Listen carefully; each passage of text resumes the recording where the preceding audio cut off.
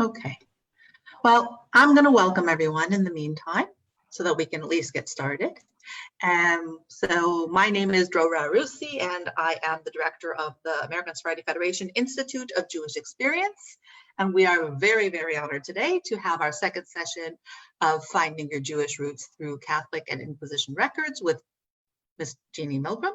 And she is a world-renowned genealogist and speaker, and just anybody who's heard her that knows that you can find out so much from her, and she will respond to she's very responsive, let's put it that way. And we really appreciate that although you have the bigger picture in mind, you still are very concerned with the little people. So we really appreciate that you're with us today, and that all of you that joined us, thank you very much. As with last week, we will not be opening up microphones during the presentation unless there's a specific reason to, but please feel free. I will be monitoring the chats, and we look forward to hearing your questions and responding. I will relay them to Jeannie as appropriate. Again, please make sure to keep your questions to the more general, specific names and places. Jeannie will help direct you at some point, but it's very difficult in this type of a forum to direct individuals to specific names. So with that, we will let Jeannie continue, hopefully, because she looks a little frozen here. If those of you missed it, there are some technical internet issues around the world. Here, Jeannie is back with us now, and we'd love to hear you begin, Jeannie, whenever you're ready. Okay, can you hear me? Yes, we do. Okay, hello everyone. I am having very bad internet connection here today. I'm in Miami and I don't know what's going on. So if I speak even faster than usual, I'm going to try to get through this. If you lose me, I'll call in and I can practically do this in my sleep. We did do part one last time, and we're going to go to part two. I have a little bit of a recap. So if you already saw it, then hopefully it'll help you out. Family questions are crucial, super crucial, more than crucial. I had a lot of people asking me and calling me and writing me, and no one's talked to the elders yet. Oh my gosh, talk to the elders. Take notes, even if it sounds like gibberish. Record it. If they get scared, then write it down. And what I didn't mention last time, start talking to them about DNA. You don't want these elders to go away and not be with us anymore, and you didn't do the DNA test. Yes, you can do a DNA test yourself, and you can test your sister, but remember that they are closer to the source. Every generation that we go up, they're closer to the source. If your father has died, test your uncle. If your mother has died, test your aunt. And I know that I struggled a lot with this because basically you're sticking a swab in their mouth, and it's difficult. So I know that I told my dad, it's horrible, but I did it in the emergency room when he was about 89. I felt awful. The nurses were around, he's on a million machines, and I'm doing DNA because I didn't do it before. So please just tell them that you need to know the health history of the family. And then if you feel guilty about not telling the whole truth, then get the health history first and then get your ancestry. But please, please, even if you don't like DNA, even if you don't want to do it, you should just have it. It's crucial. And if you can find old letters, postcards from trips from back, look at them. I'm going to show you in a little bit what I did with the detailed notes from all those postcards and things that I did find. Here's my own notes. There was a picture of a Carmen Serrano. There was a card from Tenerife, Carmen and Antonio. There was a letter signed Eduardo and Laura. So cousins, primos. So as I went through this old cards and letters, I made all of these notes, which later were unbelievable. I was able to hook up cousins. I was able to see who was married to who. I was able to see who had a nickname. Look at number 6. Marucci was the daughter of Manolita. I was never able to find who this Marucci was that everybody was talking about. So take the notes of cards, letters. People back in the day used to send tons of postcards. I've never in my life seen it. Maybe your family didn't keep that many, but I know my family, I've got postcards going back to like 1920. So just try to find what you can and go visit those elders. You must, and try to get all their stuff. This is what you're looking for to try to have. Birth or baptism. Back in the day, it was the same thing in Spain and Portugal, your birth and your baptism. Marriage and death, last wills and testaments, they're mostly online in Spain. Notary records, you want to know their occupations, their special skills, musical or artistic talent, newspaper clippings, and pictures or drawings of the person. That's just for fun, the pictures or drawings, because obviously that's not going to help you with his tree. Nobody looks like you today. But the folkloric information, that's crucial. That's crucial to know if the person was a goldsmith or a musician. They can't really change occupations. If you're like this incredible violinist, all of a sudden you are not going to be an accountant. It just doesn't happen. So you follow musical families, you follow people that are in cloth. Like my family was always in cloth. Even my grandfather in Miami put up a factory of cloth. In Cuba, he was in socks and schmatas and cloth. So people pretty much generations stay in what they do, and it goes in the families. That's crucial information. These are the best sites for research for you right now. SephardicGen.com. Click on databases. This is Jeff Malka database, and if you know anything at all about Sephardic ancestry, you know that Jeff is just incredible maven. He's incredible leader in finding databases for the Sephardim, and there's now he has added some for the returnees like me that are looking for things. So click on databases, and if your family was from the Ottoman Empire and you're Sephardim from always, you can also get help there. JewishGen.org. You look for what we call a SIG, which is a special interest group. And the one for Spain and Portugal and for crypto Jews, I'm actually starting to fill in personally. I'll be in charge of that and all that information, so you can ask. And SephardiCancestry.com, that's my own website where I have uploaded incredible amounts of Inquisition records, marriage records in Amsterdam, name changes, aliases. It is jam-packed. All of these are free. I don't know if Jewish Gen has a charge, but Sephardic Gen is free, mine is free, and you can spend, I don't know, until this pandemic is over. Whenever it is, you can still be looking at this. Sephardic Ancestry, this is what I told you about. It's got the different headings. You can search the archives. I uploaded the names, addresses, email addresses, telephone numbers, and websites of every archive in Spain by city, by county, or whatever and so you can find, it's amazing because I know I've been doing this work for 10 years. I have uploaded tons of Excel spreadsheets where it's really solid, jam-packed, meat full of information. On familysearch.org, the Mormons spend their entire lifetimes taking the records of the churches in different countries. So look here, I mean, you can go back. Churches, Costa Rica, they have all the world, but most of you will probably be interested in Latin America. You can go back to colonial records, Central America, 1607. What you're looking for in Family Search are historical collections. When you open up for collections, there's a big map of the world. You click on the Caribbean, you click on South America, and up it comes Peru. This I showed you here, this print screen, Caribbean and Central America. This is worth gold. I was able to find my grandmother from Costa Rica. My paternal grandmother, I went back to the 1600s. She was literally in here in 1607.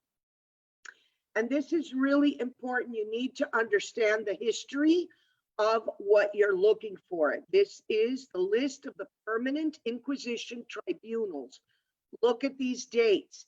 If your family, you know, you trace them back to Córdoba, 1482, you know that those records are going to be nearby. Earlier, I had a question, I think Curtis, you were looking for Toledo. The Toledo Inquisition files, 1485. So if you're lucky enough that your family was from one of these locations, they would have gone directly to one of these Inquisition tribunals, and those records, Family Search even has the churches in Toledo. So you will be able to find everything, and you can see how deep they were into the Inquisition. The top is in Spain. You can see the different cities in Portugal: Coimbra, Lamego, Tomar, Évora, Lisbon, and Porto. Porto was for a very short period of time. And then you also go into Cartagena, Colombia, Lima, Peru, Mexico City, and Goa, India. So just understand that you have resources everywhere. It's just a matter of doing the work and tapping them. Pares.mcu.es is the National Archive in Spain. They have a lot of digitized information dating back to before the 1100s. You don't really need to go back that far. There's really no need, but I want to point out that there's no Soundex. So for those of you that are not genealogists, what Soundex is things that sound like. So if you're going to put in any of the like Jewish Gen and Sephardic and all of these I showed you before, or even on Google, you go in there and you're typing Smith, it's going to give you Smith, S-M-I-T-H, it's going to give you S-M-Y-T-H, it's going to give you a whole array. But on Pares and many of the older websites, there's no Soundex. So sometimes people type in, I don't know, Gabay, and as a last name, and they don't find it in Gabay, that's the end of it. No, you have to do it in 100 different ways. Gabay, G-A-B-B-A-Y, the normal. G-A-B-A-I, G-A-B-B-A-I. In other words, just sound it, do it in many different ways. Back in the day, the S's were very confused for the L's when they did when you read the old records, it's hard, the S and the L. So if you would just read a couple of articles on deciphering old records, you will see which of the letters were confused, which will then allow you to understand that you have to put things in many different ways. For example, rabbi, back in the day, in the 1500s in Spain, it was Rabbi, R-A-B-Y. So if you're looking for somebody, a rabbinical family, it would not be what you think it is. It would be Rabbi, and sometimes even R-A-B-I, R-A-B-Y. So understand that these European websites generally do not have Soundex. Torre do Tombo in Lisbon, I've been there many times. I'm working very hard on getting these Inquisition files digitized. However, Lisbon is partially digitized. You go in, you look for the collection of Inquisition records, and I gave you the website there, and you click on pesquisas, which means questions. So you click on pesquisas. There is also no Soundex. So you have to put it in many different ways until you get exactly what you're looking for. These are the physical Inquisition documents, and you can find them. You can find them in Spain. You can find them in the Torre do Tombo archives in Lisbon. If you want to see them physically, you can find them at the Archivo Nacional in Madrid. You can find them in Museo Canario in the Canary Islands. And I have been here, and I know you're allowed to see them. I'm not sure in Mexico City or in other places if you're physically allowed to see them, But here I have physically, personally seen them, touched them. This one in front of me was in my hands. That is actually the Inquisition record of one of my uncles back, who was burned to death. They put it in my hands. So it's right there. Other sources, you find museums in all of the islands. Look in the middle, family trees up on the walls in the museums, going back to when it first started. I mean, in Curacao, at the Jewish Museum, the walls are lined with the family trees of the people that came over from Amsterdam and started the Sephardic community. The taxes, any city you want to know, any village, if they had a community of Jews, there's tax records. This happens to be the one from my family, and you can see how the amount increased in certain years. So I've tried for many, many years to figure out how many Jews there were by understanding the amount of taxes. Very difficult. The coin was a maravedi, and even though I am by trade in mathematics and this and that, it was impossible because there was inflation from one year to the next. But at least you know that there were many Jews if they were paying this amount of taxes for being Jews. The other thing that many people, when you finally get your hands dirty with the archives, you can see how the scribes, the one in the middle has all these curlicues.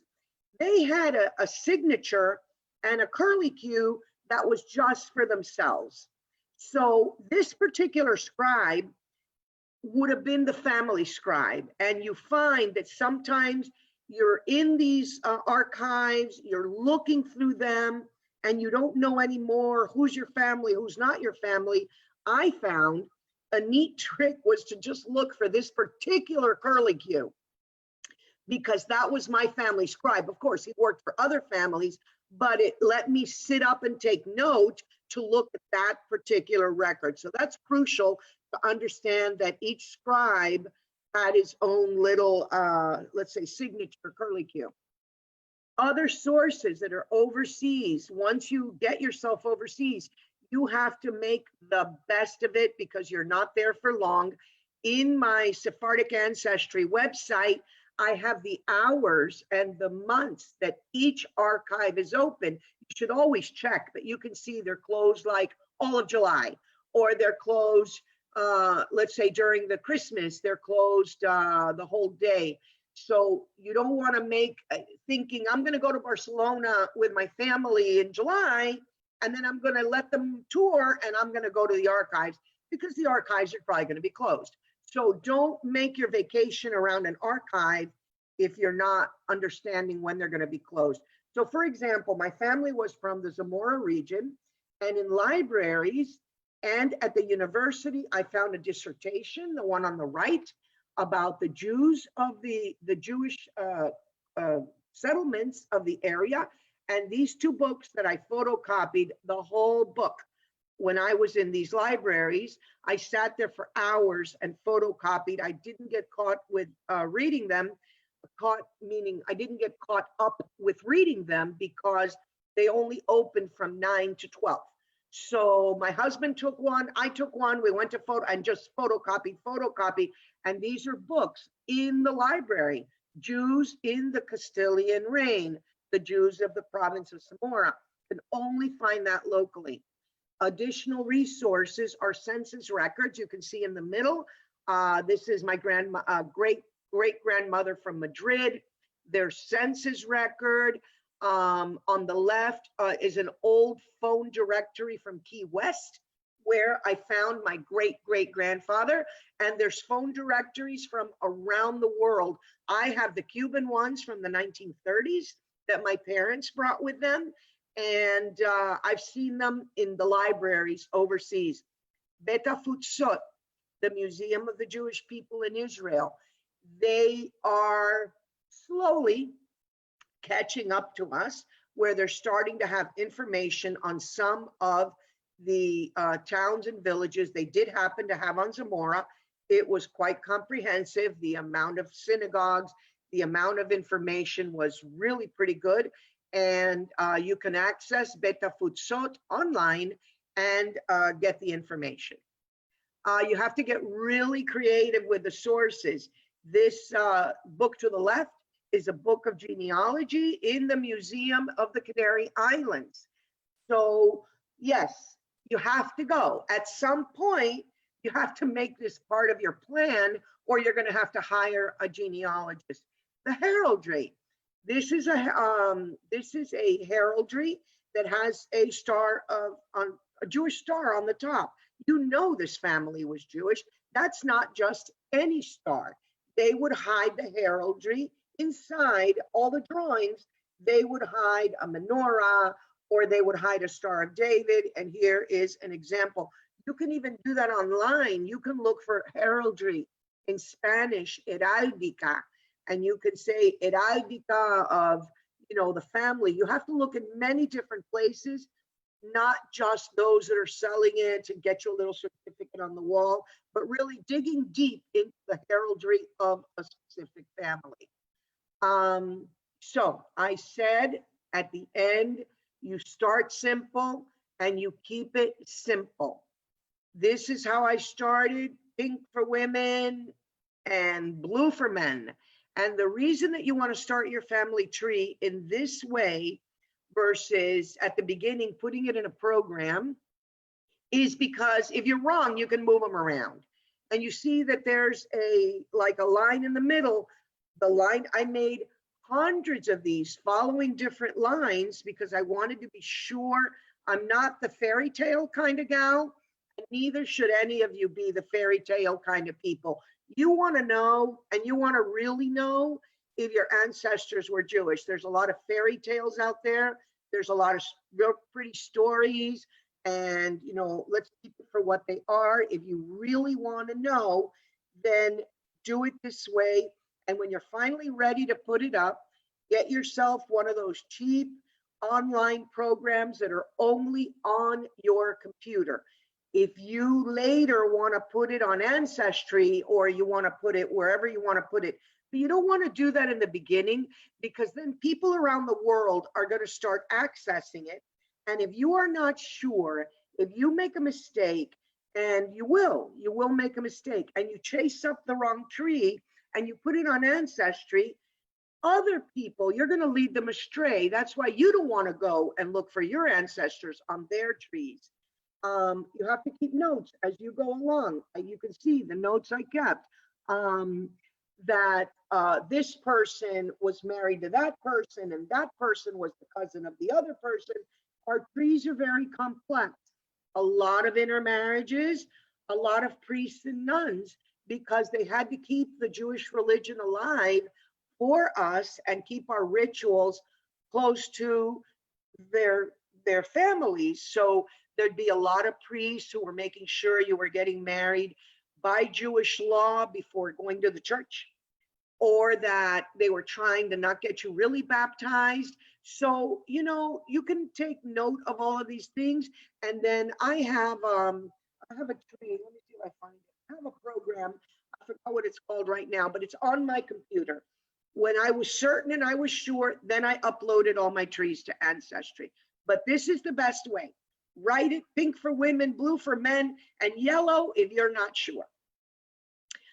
This is my family tree showing everyone from 1600 back. So at the bottom, it starts in 1600 and all the way back. Anybody that's in green could be people, could be a family, a whole family. They were judged by the Inquisition. So my lineage, the maternal, is in the purple.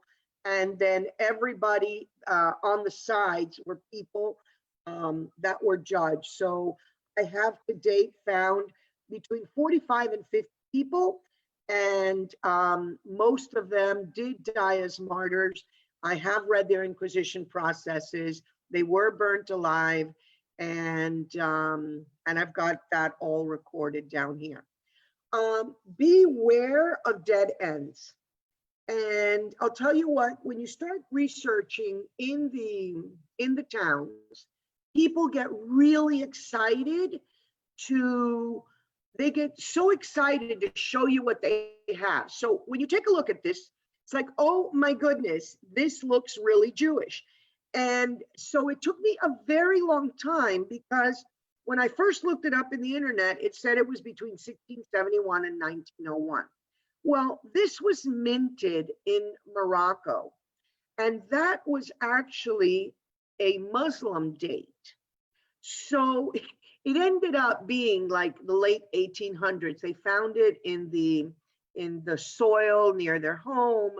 And I chased this down for a very long time. So just take things with a grain of salt. Don't spend too much time on it. If you're, let's say there's a village that you don't think, or you don't know if there is a Jewish presence, and you've been searching for years, and all of a sudden you find this, I get it. You go berserk. Oh my God, oh my gosh, I did. So I'm warning you that I spent way too much time on this, and it ends up being a Muslim coin. Not a Muslim coin, but a coin from Morocco, fairly recent, 1859 or something, and it had nothing to do with the Jews. You'll be surprised at what you find when you start talking to people. This intricate family tree that you see on the left, it's from my dad's side. I had reached out by phone to about many years ago to a woman who was 92 years old, living in Cuba still. And oh my gosh, she sent me this incredible tree. And then I was able to, because mostly it was from Cuba to Key West, I had like such a start with my dad's family because of this tree. So don't think that just because somebody is very up there in age, that you're not going to be able to still find stuff like this, because this is amazing. This really, I got it in the mail from Cuba. It was amazing.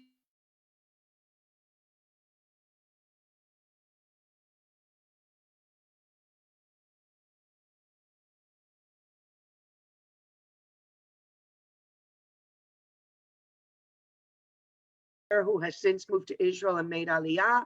I had all my grandfathers. Jeannie, sorry, you froze for a moment. Can you go back 2 sentences, please? You froze for a moment. Yes, did I finish with a family tree?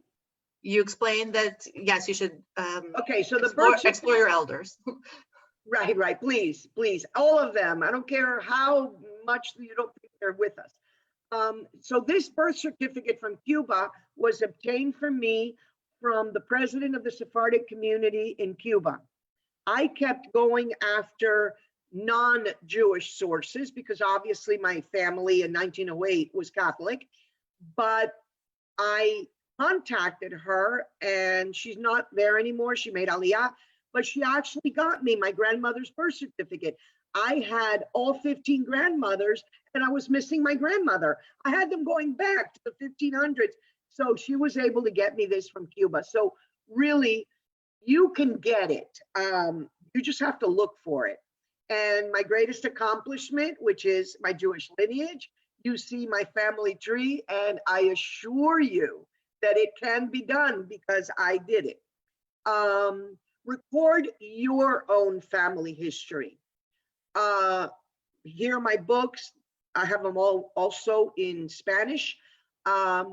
The reason I wrote these books was to record my family history. You're not going to have your kids and your grandkids and everybody.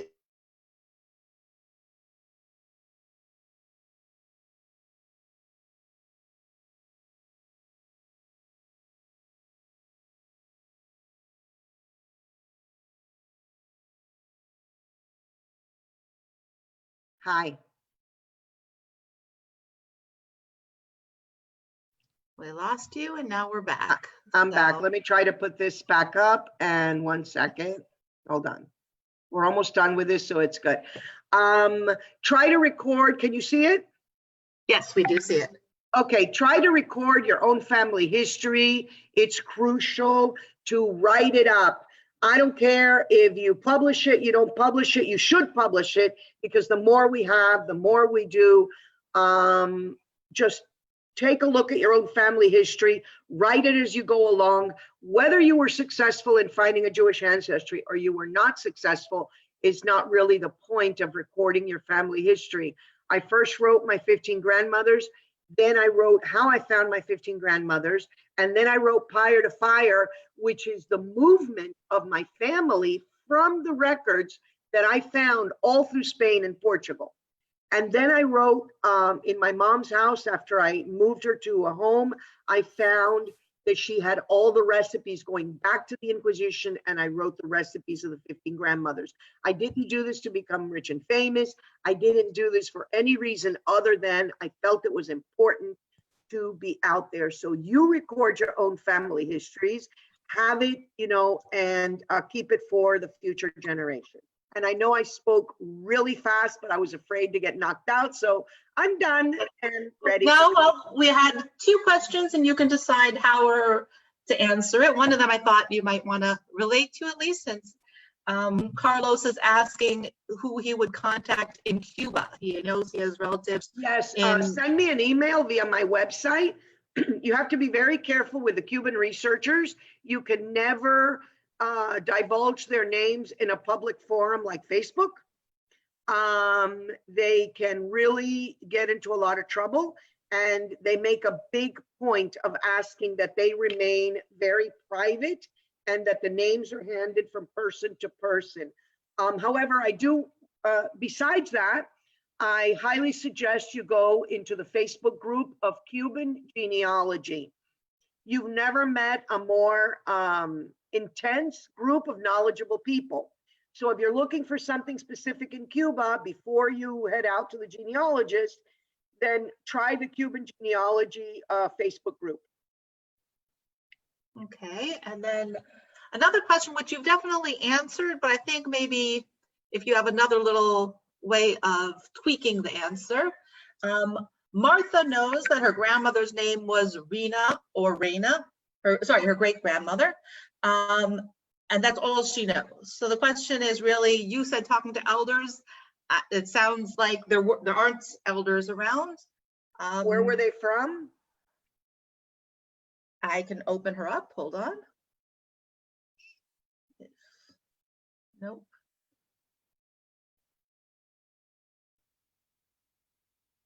I can't open her up. They were just told that she was Sephardi. That's the question I have here.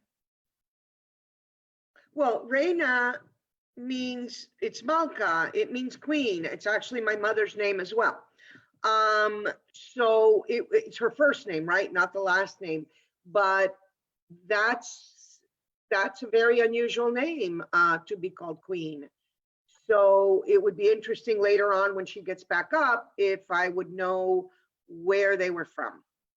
Yeah, so maybe she'll write in after. Those were the 2 questions I had. If there's anything else you want to say, we definitely very much appreciate your beginning here. And I think people are charged to go out and continue or start, or we definitely know that there are people out there that are interested, and we definitely. Right, and I'm sorry that I went through this so fast, but all morning and yesterday, my internet has been going in and out. Any questions, please? I'd be more than happy to answer them. No, and you did freeze twice here, so we definitely appreciate that you got everything out. And again, by the way, behind me is the street of the village of my ancestors, so you can see it. It still looks like a very antique little old village. I'm not there, I'm in Miami, but this is a picture, and the whole village looks like this. This is the kind of things that we see when we head back and start doing field research, which is really important. Sorry, there's another one that just came up now. A place in Guarda was Villanova de Foscoa. What? I don't know. I can't, sorry. If you can read it in the chat, otherwise we'll ask Tiago to send you a private message. Yeah, Guarda is, I don't know what he's asking, but Guarda in Portugal, it is such an incredible place. I've been called in there several times to identify Jewish Inquisition markings on the walls. They have marks, they have, I talked about the markings on the wall in the last session. And in Guarda, they actually have put them up with little signs. And it's amazing. They know where the rabbi's house was. Guarda is just really was a crypto-Jewish stronghold. So I've been there many, many times. So if you want to send me the question later, it would be great. Okay, and also, but Jim is saying that he has tried number of the links and cannot find the Nahum Batito, Chief Rabbi of Jerusalem. Do you know Who? about that? No. Nahum Batito. Okay, so we can, No. you can actually send that question to me afterwards. Yeah, you could probably do better with that one. Yeah, so I will put my email again in the chat so everybody can see my email, and Jeannie, the way to reach Jeannie is through her website. And There's a question here on my heritage DNA from Brian. He's saying he's 8.5% North African, 3.5% Greek, Southern Italian, 3.1% Italian, 0.8 Nigerian, and the rest 85% Ashkenaz. wow. Any chance I have Sephardi blood? I'd say you have Ashkenaz blood. 85% is extremely high. Yeah. I think that there could be a small percent of Sephardim in there, but basically it would be coming after the expulsion, and that we know from North Africa, Greek, Southern Italian, the Italian there. So yes, there is a chance, but basically you'd have to match some Sephardim from that area. And there are more questions coming in, so do you want to look at them? You want me to read them? I can see them. I have a family tree. This is Suwana Levin. I have a family tree that goes back to 1790 in southern Poland.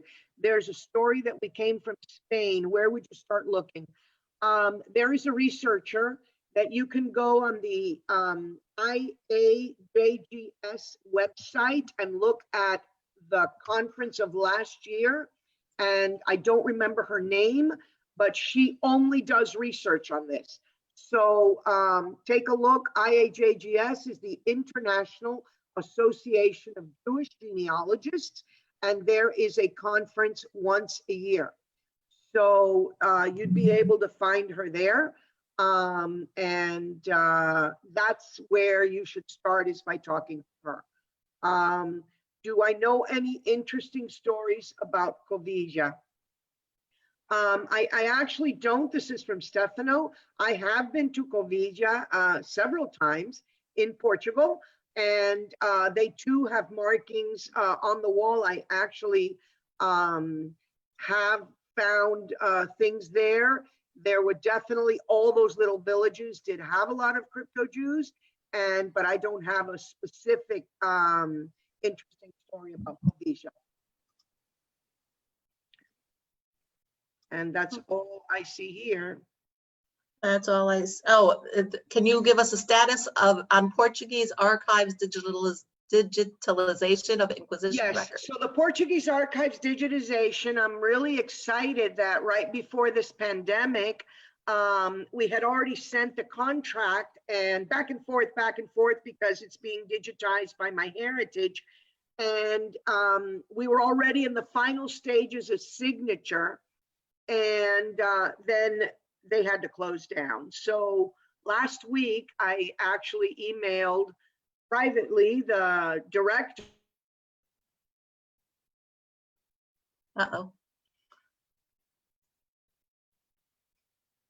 Sorry, last week I emailed the director asking him not to forget, and he told me that, can you hear me? Yes, we do. Yeah, he actually sent me a lot of links, and he said, no, I'm very excited. So I think that If we can all get back to normal in a couple of months after that, we're going to start seeing the digitization of and indexing of the Torre do Tombo records. Okay, and I don't know what Shayna's referring to, but she asked for the name of the Jewish genealogist that you mentioned. I don't. In Spain, if you I don't need a know. name of a genealogist, ask me separately. I'm not comfortable sharing these names in this public forum. That makes sense. And I think that was all of the questions. So we really, really, again, thank you so much. We definitely appreciate it. And we hope to soon have one in Spanish as well. So people who know people that are interested in the Spanish version, we will have to please feel free to reach out to Genie or myself, and we'll help direct you as well as we can. She definitely has the Anusim part of it, the Sephardi crypto Jews, but like you were saying from Morocco, I'm more than happy to help. And we can continue the conversation. Thank you so much again. Thank you so much. Thank you. Have a great week, everybody. Bye-bye. Bye-bye.